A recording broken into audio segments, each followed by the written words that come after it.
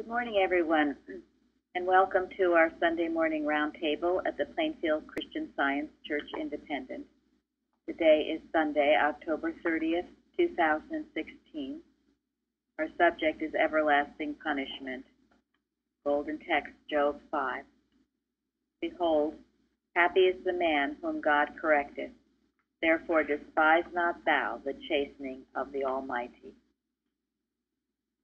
I think we will go straight to Science and Health this morning.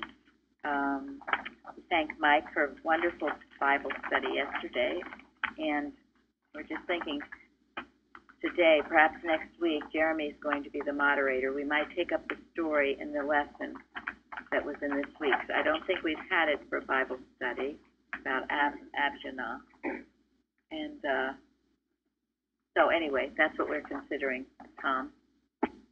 Think about it, because there was so much in this week's lesson, and certainly a lot in that story. But Mike certainly culled out a lot from the responsive reading.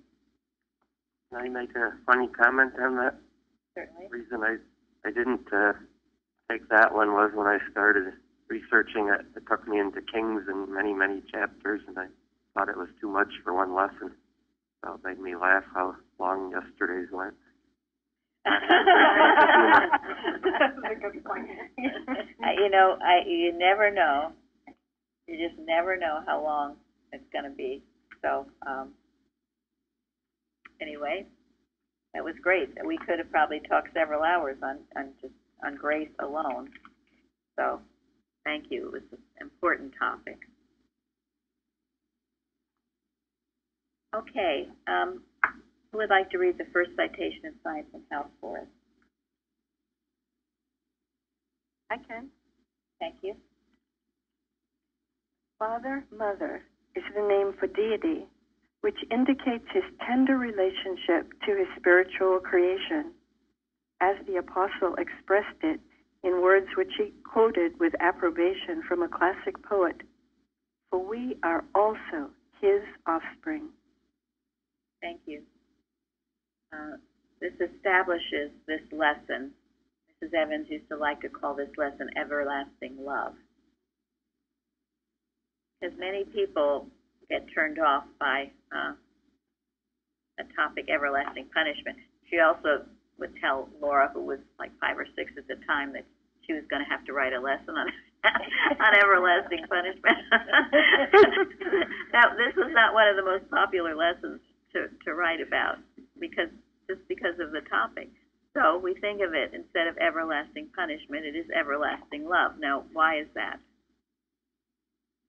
Love corrects us. Yes. Love corrects us.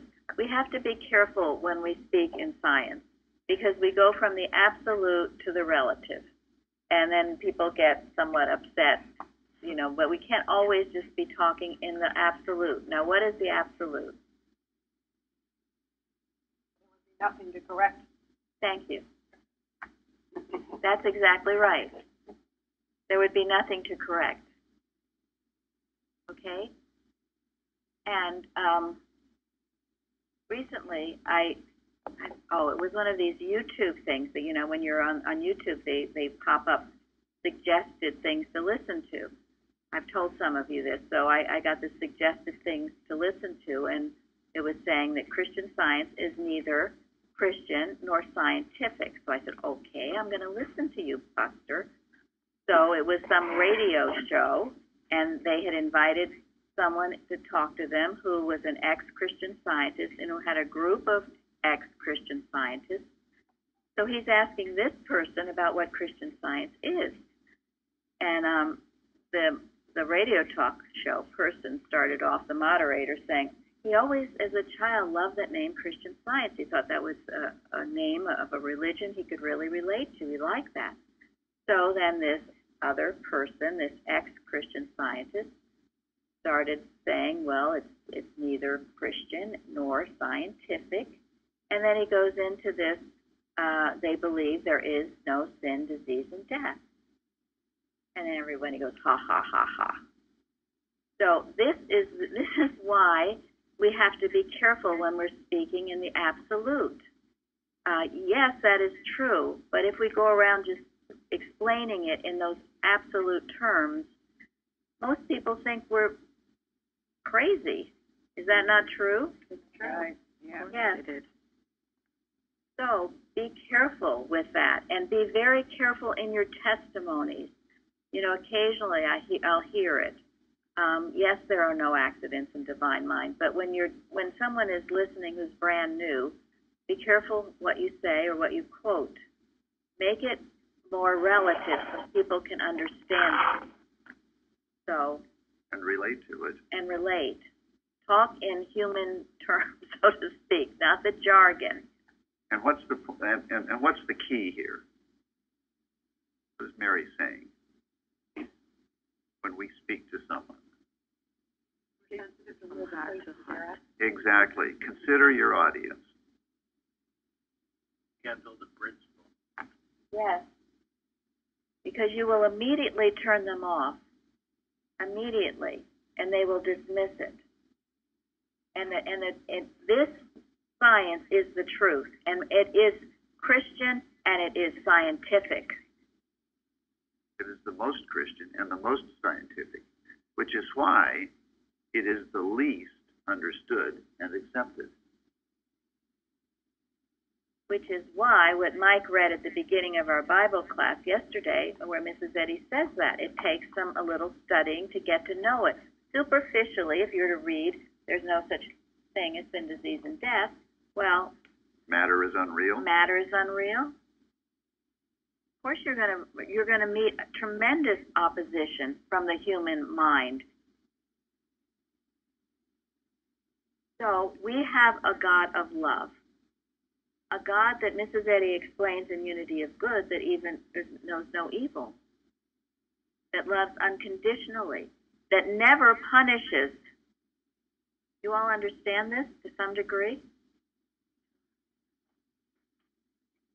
And yet, in speaking about it, and in the Bible, I mean, we're talking about the Lord chastising and all of that kind of thing.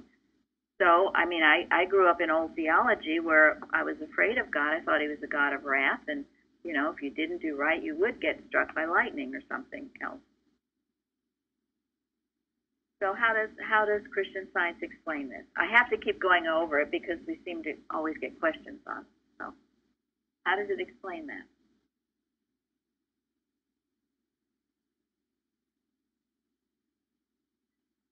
You take yourself out of God's love, seemingly, when you just don't listen to him, to the good, and you listen to false beliefs.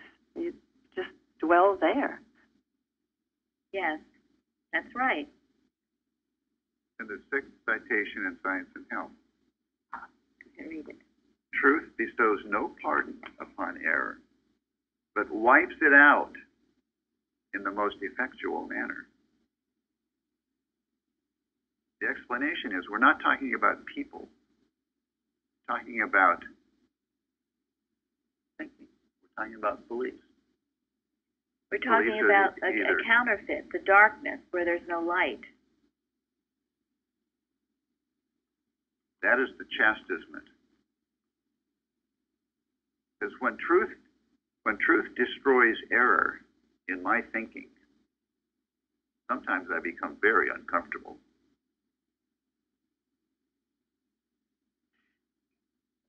Sometimes I feel like I'm being punished.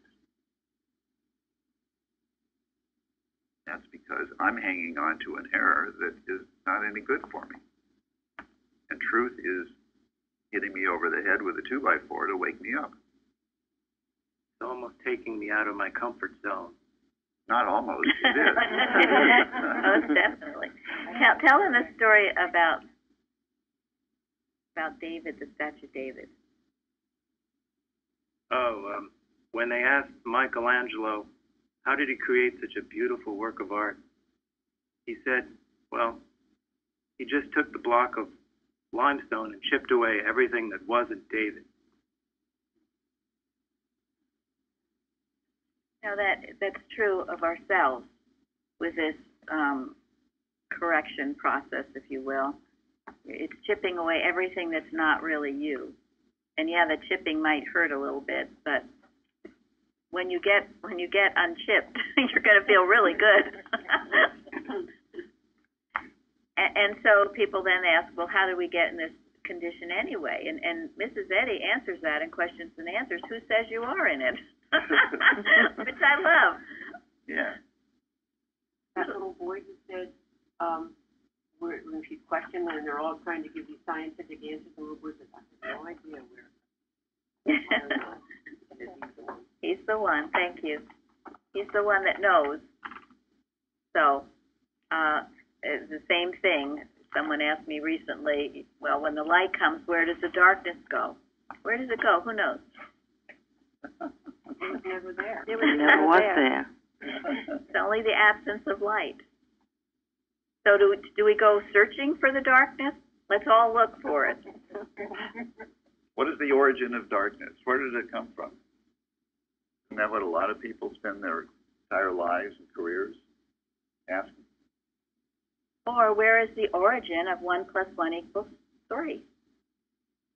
Where did that come from? Let's all make a study of it. Let's spend the rest of our lives looking for that. Where did 1 + 1 = 3 come from? We'll spend our entire lives looking for that answer. What a bloody waste of time. I do think that's interesting that people hold Christian Science to a level that they wouldn't hold like arithmetic. There isn't anything in the rules of arithmetic to deal with error or anything that's outside of arithmetic. Just the teachers have to deal with that when people go wrong. So, but nobody would be mad if you said, there's nothing in arithmetic. Say 1 + 1 = 3. That's right. No one would be mad at the rules and laws of math. And how do you know 1 + 1 is 2? You know it because you can prove it. You take one stick, remember this from first grade, and you take another stick, you put them together, and you've got 2 sticks. Okay, you don't have 3. One of them breaks, in which case you have 3.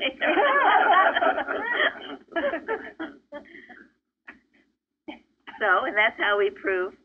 That's how we prove our science. We prove what we talk about. We can prove that sin, disease, and death are unreal. We can prove it, and our Master, Christ Jesus, proved it, and we are to walk in His footsteps. And in unity of good, very beginning, the question, does God know or behold sin, sickness, and death? The nature and character of God is so little apprehended and demonstrated by mortals that I counsel my students to defer this infinite inquiry in their discussions of Christian Science. In fact, they had better leave the subject untouched until they draw nearer to the divine character and are practically able to testify by their lives that as they come closer to the true understanding of God, they lose all sense of error. The scriptures declare that God is too pure to behold iniquity, but they also declare that God pitieth them who fear Him, that there is no place where His voice is not heard, that He is a very present help in trouble. So it goes on, but this explains, it's twofold. And I don't like to think of this God that, doesn't know me. Of course He knows me. And He's our best and ever friend. And of course He hears our cries, if you want to put it that way. At least to understand Him better. And Mrs. Eddy says this also in Science and Health. You start out with that concept of God being your loving best friend, a refuge in trouble. Absolutely. It was very hard for me as a child learning in Christian Science that God was consciousness. Well, what the heck did that mean?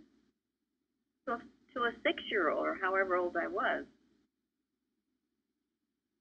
Man, you grow into these things. Now I understand that a lot more than I did then. But to be too abstract, you lose the warmth and the love. It's a combination of the Christianity and the science, and they both have to be there. And you take it from where you are. I sometimes think of it as say God, sun, because I know Mrs. Eddy has that analogy too, a bright sun. So you are in deep pain and darkness, okay? All kinds of troubles. And you are walking toward the sun. what happens to the pain and the darkness, trouble, to approach the sun? The light from the sun It disappears. It does. It penetrates your very being, all the problems, everything, all that darkness, the warmth, the light, the penetration, the love. Now, did the sun know that you were sick and troubled and No? it just shined? Shined, just shined. Unconditionally. Unconditionally, anyone that approaches it shines. It reaches every corner, every aspect of your problems, troubles. You can be crying out to it for your sake, not for the sun's sake. You can, and that's an example of humility and submission. So sometimes I think of it that way. It helps me understand it, or perhaps a little better. But there's nothing that sun doesn't see, that sun doesn't enter. The Lord will perfect that which concerneth me. No corner that it doesn't shine on. So what is the requirement? Yes. Let it in. Yes. To go towards it. Face the light, is Peter and Faith saying. Face the light. And everything, you look at nature, what does all nature do? The light. Plants grow toward the sun. You know, I'll find it amazing sometimes. You see these plants are all twisting, or even trees, they're all twisting up toward the sun. It's our nature within us to seek the sun, to bathe in the sun, to love the sun, the light of truth, life, and love. You're talking, I was thinking about, when you wake up, like early in the morning to see the sunset. Sunrise? Thank you, the sunrise. When you were saying that the sun doesn't discriminate, it's true, because as the sun rises, it rises for everyone to see. It doesn't say, I'm going to rise for the West. I'm just going to ignore the stars because they were terrible yesterday. No, it doesn't. It just rises because it's the nature, like Gary said, it's the nature of it. And it just rises for everyone to see, to approach it and love it. Thank you. And that's how God's love is. It's always there for everyone. It doesn't discriminate. It doesn't matter. What you've done, you just have to come out of it. The love is always there. Thank you. Absolutely, yes. And what does Mrs. Eddy say? It glances in the prison cell. Everywhere. No place excluded. So, no one. Go ahead. No, I remember one of the classes here, it was mentioned that, well, the sun is shining. How much of it do you want? So it's up to you. You know, it's shining all the time. It is.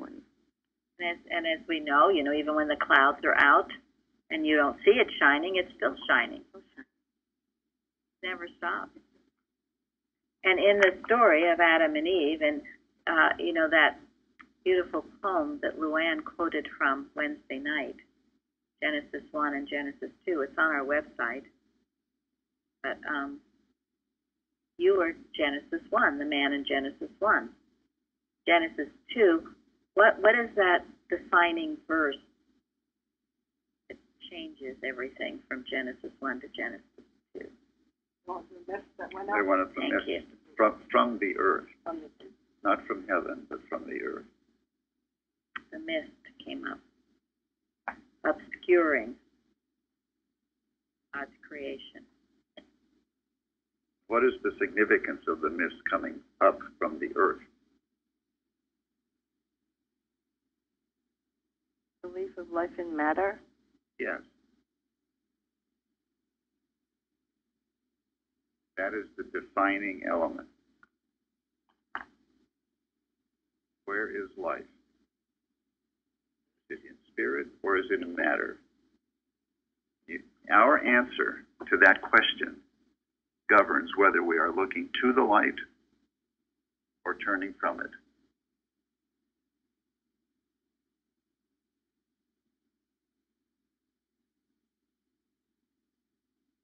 So ask yourself every morning, when you get up, are you facing the light? Are you walking toward that light? Are you ready to have it pierce you, examine you? You have to be ready. Does anyone know the story of Caspar Hauser in the Science and Health? Lived in a dark cave. Yes. It's in a dark dungeon, and what? Couldn't Go stand the back, light. right? Yeah, he was discovered finally, and he was let out into the light. And the light was so bright it hurt him. And he wanted to go back into the cave where it was dark. And so that's why we have pitiful patience with people's fears and troubles, and it's gently leading them from darkness to light. If darkness is all you've ever known, sometimes it takes a while. That's all right. The sun is Bright immediately.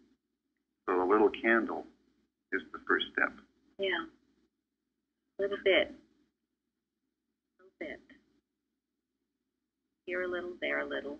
Then you open thought. Nothing you can force. But the truth is that light, it never stopped shining, and it certainly had never stopped shining on Caspar Hauser. He just didn't know it. It was always there for him. He was always the beloved of God. And so then it becomes an waking up process. That's why we can't throw absolute statements of truth at people who aren't ready for them. And even in your own experience, you determine. Sometimes a relative statement is helpful to me. Sometimes I need the absolute. And this is Eddie. There's some story, I couldn't find it, but someone was asking her, is it all right to say that you are perfect in God now? And she said, absolutely. And you should declare that truth. You are perfect in God now. But And when treating someone else, you should argue that, but mentally. What has happened in bogus science is they say, I am perfect in God now, and then what? Then they do bad things. Whatever they want. Exactly. They go off and do whatever they darn well please. Progress. No, and that's total hypocrisy. But that is this weird, bogus sense of science, and then they blame the science. People who, on the other hand, they know it mentally that they are perfect now, or the person in front of them, they don't see that person as perfect now too, because they have to see both sides as perfect, not yourself, but everyone else too. Because if you're declaring you're perfect in God now and you're not seeing your neighbor's perfect in God, that means what? You're not perfect now. That's exactly right. You are not. So that's a little tricky, but you can still declare it and know that truth, and it will raise you up. That's the self-deception that we need to guard against. Why self-examination is so essential in science. Examine those thoughts. And Mrs. Eddy says that over and over, self-examination. Go ahead. No, she also says that it's mental quackery if you're not seeing someone as, perfect now, or as a child of God now, as a reflection, expression of soul, whatever, now, and then you try to help them. That has to be the basis. Yeah. I think it goes back to what Mrs. Singletary was saying about as a child. The problem as a child was that gotten so much training of the outside material world. And I have found great difficulty declaring that perfection in myself until I came to the realization here that that's a disowning of God on my part, because how many times it says in the Bible, and Jesus said it many, many times, that we are perfect. If I deny that, I'm denying God. Right. And as you take these truths in and declare them for yourself, they will dissipate whatever's wrong in your thinking. This is the renewing of your mind. But you've got to be willing to make the changes that are required. I mean, in truth, you are perfect now, and the more you declare it, the more you'll bring it about. But that's why in this unity of good, she cautions about getting into some of these discussions until you start really living it and proving it for yourself. Because it's just like if I was to pass out right now to all of you a book of physics, okay? We just read and talk about it. And I wouldn't know a word it was saying. So you grow into these things. You have to learn it step by step. And it becomes brighter until the perfect day. And your life, the way you live it, will be the answer to a lot of questions that other people have about Christian Science. I mean, what happened? You know, I mean, think of when Jesus was approached by John's disciples, and they asked him, "Tell us plainly, are you the Christ, or should we look for someone else?" What was Jesus' answer? To tell him the works. Exactly. He didn't say, "Oh, yeah, you stupid idiots, don't you recognize the Christ?" I said it. He said, "Tell John, you know, the sick are being healed, the dead are being raised."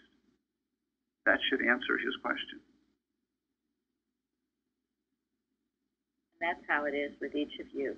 And that's how our lives should be. Yeah, your lives are a testament and a testimony. That will attract, and it will open thought. People will want to know, well, what is it about you, or how did you get where you are, and then you can start. And that's why your testimony on Wednesday is so important, your opening thought. Many new people who disbelieve that there is a God, certainly a God of love. So we have established God as love, and he loves us all unconditionally, and in absolute truth. There is nothing else. There's nothing to be corrected. There's nothing to, the last statement say? This process of higher spiritual understanding improves man until error disappears and nothing is left which deserves to be punished, to perish, or to be punished. So, okay, you read that, Gary. Okay, from citation 2. Jesus uncovered and rebuked sin before he cast it out. Of a sick woman he said that Satan had bound her. And to Peter he said, "Thou art an offense unto me." He came teaching and showing men how to destroy sin, sickness, and death. He said of the fruitless tree, "It is hewn down." It is believed by many that a certain magistrate who lived in the time of Jesus left this record. His rebuke is fearful. The strong language of our Master confirms this description. Comments on that? That was pretty scary when I first read it. And what is the fear? What's scary about it? He didn't mess around. He rebuke in the sense of the word they're writing there. I think it means that he really came down on them hard. And what is his fears?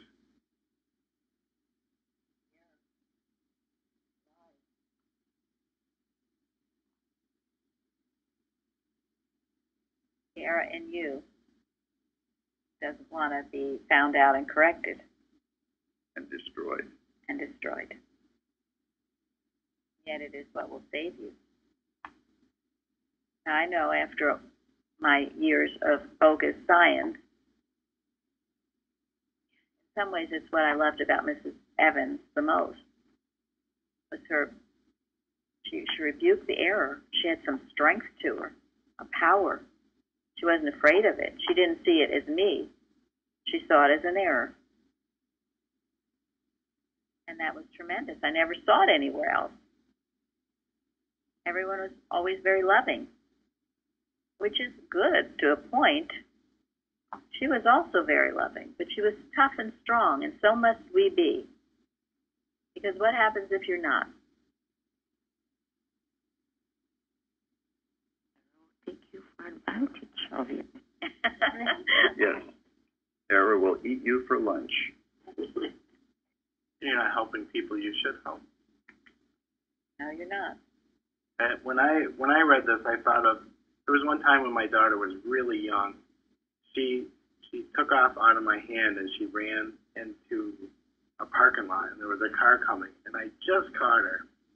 And I gave her a big hug, and then I screamed at her, and she never did that again. So I just think of that, if that's what I need, if I need to get, screamed at in order to not do this stuff, I got to know it for my benefit.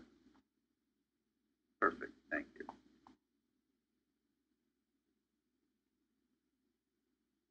So, this is something if you love, you have to do it. You can't not do it.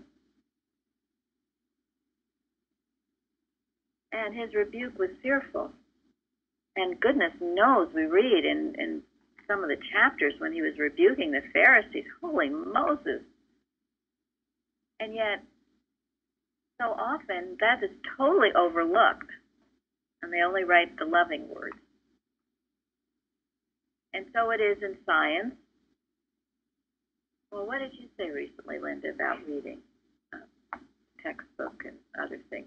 Well, you don't even see what's there. I was shocked that you could sit and misbehave and be disobedient and have it very clear in front of you. Don't do that, and you don't even see that it's telling you that, or it doesn't soak in that you're so blinded.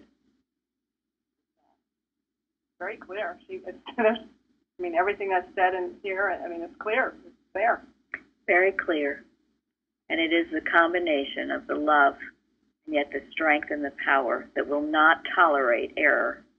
Not seeing it as a person, but seeing it as an error that must be annihilated. On the sick woman here, he says, Satan had bound her. When somebody is sick and you needed help from somebody or from a practitioner, that's probably the last thing you want to hear from that person. This kind of rebuke, because you probably want to hear good things, like good things.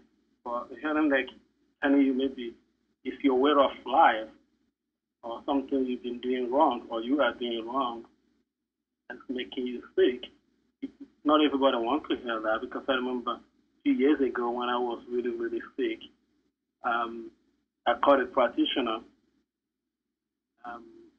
When I was reading this, that's what I was thinking. Probably I didn't see it that way that time. I don't think I did, because I was really upset what he told me. I thought he rebuked that it was a rebuke coming from him, direct to me, the way he felt that was necessary at that time. But I didn't take it that way, because it wasn't what I was expecting from him. I wanted something probably better than that. But I felt recently that was probably what he was doing. I'm happy that he did. Maybe I wasn't that time, but now I am. That's wonderful. Sometimes it takes a while to be grateful for the rebuke and to see it, because usually you let your feelings get in the way or your pride. But if you just are quiet and listen and realize, see it going past you to the error, let it destroy the error. It never hurts the person. Usually, I find if I'm reacting to something, there is something in me that doesn't want to be rebuked. Now, ultimately, the sin doesn't exist. We're all perfect in mind, but we're talking now relatively. It must be. I think, though, that that's a very important point that people have to recognize is that the truth is actually more, stirs the offense in oneself more than actually a lie. Because remembering going to doctors, they never gave me good news. It was all bad news, so why does everybody accept that? So that isn't really, I think, the real issue with Christian Science. I think the real issue with real Christian Science is that it really cuts to the truth. And that's what's so hard for people to accept. That's a very interesting point, yes. Yeah, they accept all this other negative stuff from doctors. And then they sign up to come back 6 months later. Do you hear more of that terrible news? Do you hear how really sick and awful you are? That's great, Mike. Thank you. Okay, without punishment, sin would multiply. Well, I've seen it in the churches that I was in the bogus science. Was that thievery, dishonesty, adultery, hate. I mean, almost every crime you can imagine. A little test I thought happening in the facilities and the churches, and but love. Oh, don't speak out, don't say anything. But in the meantime, everything's taken out under their nose. And I know for a fact that none of that would have survived in this church. It would either have been healed, burned out, or it would have run screaming the other way, because it wouldn't have survived. And that's what I love about this church, because it feels so safe. Because I know all that stuff would never have been tolerated. Thank you. When you're expressing the real life truth and love, it can't approach. It can't. And if it tries, it will run out screaming. As you said, it will. Or implode. And or be healed. No, we saw that too. And Mrs. Evans would say that, even in families. Oh, everything's lovely. We're all loving. And meantime, all hell was going on in the families. You just peek around the corner and all kinds of awful things were going on. This is what drove her crazy. It's so hypocritical to be declaring God is love, everything is great, and then having all kinds of hell. So it was like a can of TNT, ready to explode. And yet no one correcting it, no one rebuking it, you were just loving. I think that's probably one of the reasons why Mrs. Evans was so insistent upon people opening up their homes to invite people from the church into their homes. She would often talk about behind closed doors. When she would talk about a family that would refuse to open their doors to members of the church or to her, because she could feel the discomfort that they were feeling about opening their doors to let the light shine in. And you can all ask yourself now, if we were to come to your house right now, how would you feel? Is it okay? Or would you be scared to death? Or will you be scared to death, yes. Would you be running into the kitchen, washing your dishes and scrubbing the floor? Would you be smacking your kids around and telling them to behave? I ask myself things like this because that's the self-examination. Are you open? Are you willing to see? Come on in. See us. And I feel that way about this church. You come here and you see us. Anyone who has any question about our church, come here and check us out. Please, love to have you. We have nothing to hide. Of course, we could maybe clean up our Sunday school room a little bit. Yeah, a few boxes over in the corner. Yeah, we have a few boxes. But other than a few things like that, we have nothing to hide, and you're all welcome. And I'm telling you, it's a very refreshing feeling to feel that way. It's not to not feel that way, to feel like you've got something to hide and you don't want anybody in your home or in your... So think about it. Because we're not coming, but maybe someday we might. Enter at your own risk. Yeah. Yeah, I think home, the spiritual home, the building that we surround us, it's not actually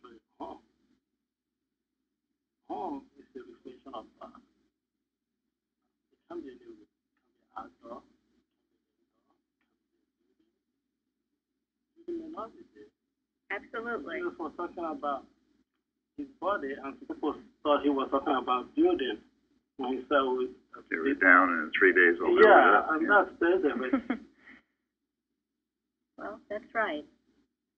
So anywhere is your a thought temple is of not- God. Right. It's not clean. And Your the most, home would be sure how dirty the thought is. right, and the most humble home can be the most spiritually minded home. Doesn't have to be fancy or grandiose. So do that self-examination. And if there are things about yourself or your home you don't like, well, get working on it to improve it. Right? Is it like Mrs. Eddy's home? That's what your goal should be. Read Spiritual Footsteps and have that as a goal. But there were a lot of people who were uncomfortable in Jesus' presence. There were a lot of people who were uncomfortable in Mrs. Eddy's presence. We found the same thing here with Mrs. Evans. There were a lot of people who were just uncomfortable in her presence. Some took the lesson and grew and stayed. Others didn't understand the discomfort. They didn't like the discomfort, and they left. And Mrs. Eddy even speaks to that somewhere in Science and Health. I was looking for it, but I don't know what page it's on. She mentioned that much of the Christian world didn't understand the discomfort that people felt around in the presence of the Christ. They didn't understand what that discomfort was.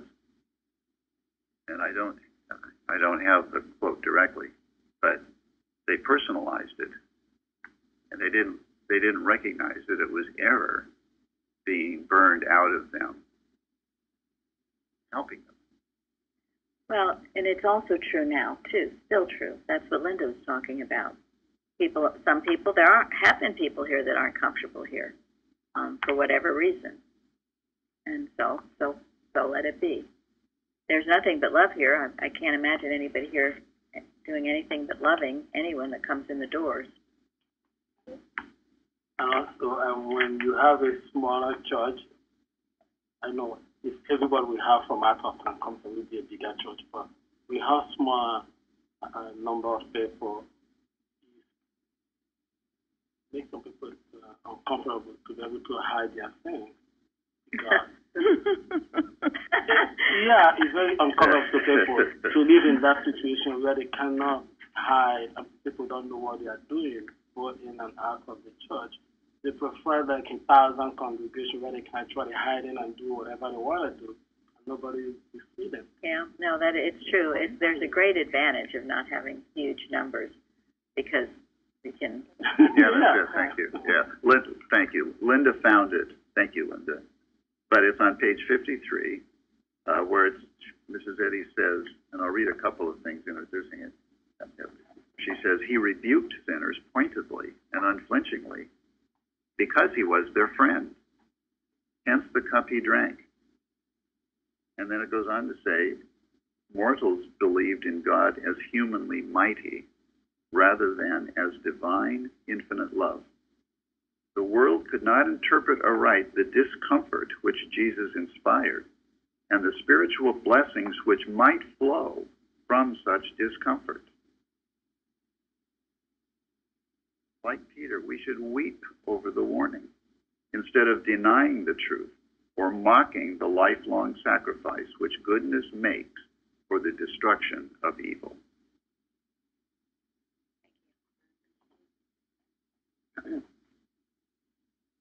Even the disposition to excuse guilt or to conceal it is punished.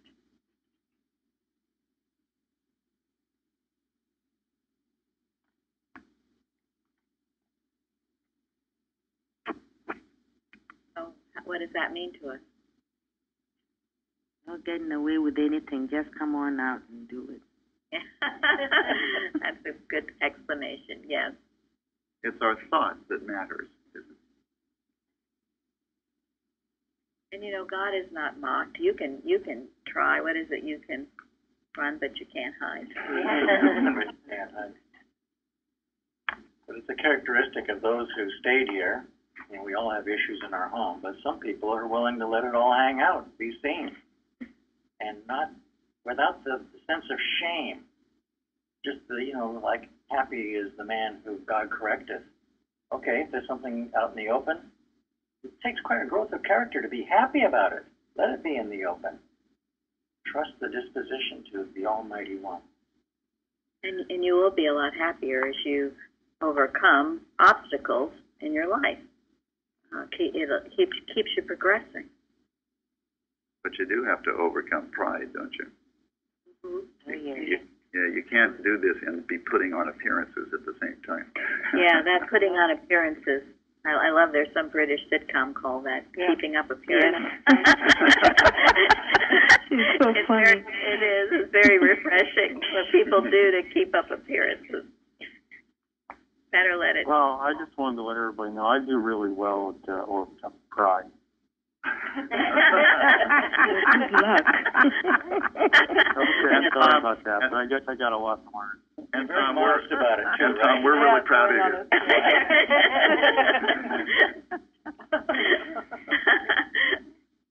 Yeah, well, we know some people are so proudful that they're so humble. Well, I'm just proud of my humility. Yeah. That's a false appearance, believe me. We laugh about it, but it happens. It sure does. Yeah, it's very difficult, really. You can see, though, with people who are excusing, whether it's a family member or somebody else, when they're excusing the error in that person, well, it's not in the person, but the error that that person is exhibiting, then becomes a disservice to that individual because it's not getting corrected. Exactly. Thank you. The person covering it is going to suffer too because they're allowing, I mean, it might seem like a small little thing because Jeremy could have let his child run into the middle of the parking lot and said, "Oh, good girl." But then, the consequence becomes a huge nation that's in a huge mess because we let everything go. Yeah. Yeah, and that is malpractice, isn't it? Really?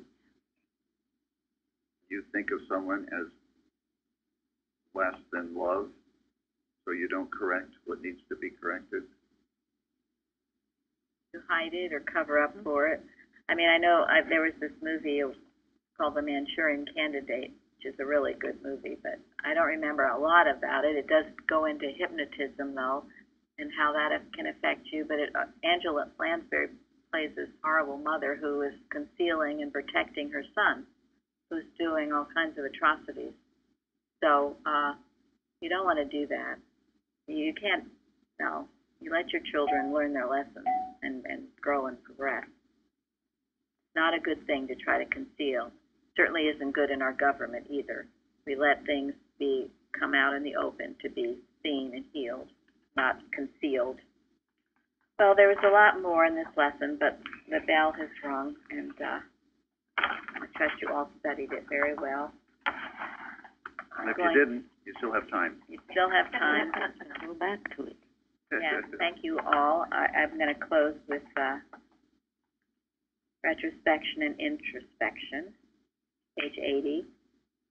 If the Christian scientist recognized the mingled sternness and gentleness which permeate justice and love, he will not scorn the timely reproof, but will so absorb it that this warning will be within him a spring, welling up into unceasing spiritual rise and progress. Patience and obedience win the golden scholarship of experimental tuition. It's a beautiful statement. Let it spring up, well up into unceasing spiritual rise and progress. Take rebuke, change, repent, go forward, and know that our God is a God of everlasting love. Okay, we'll have a wonderful service, and see you all there. Thank you. Thank you. Thank you. Thank you. Thank you. Thank you.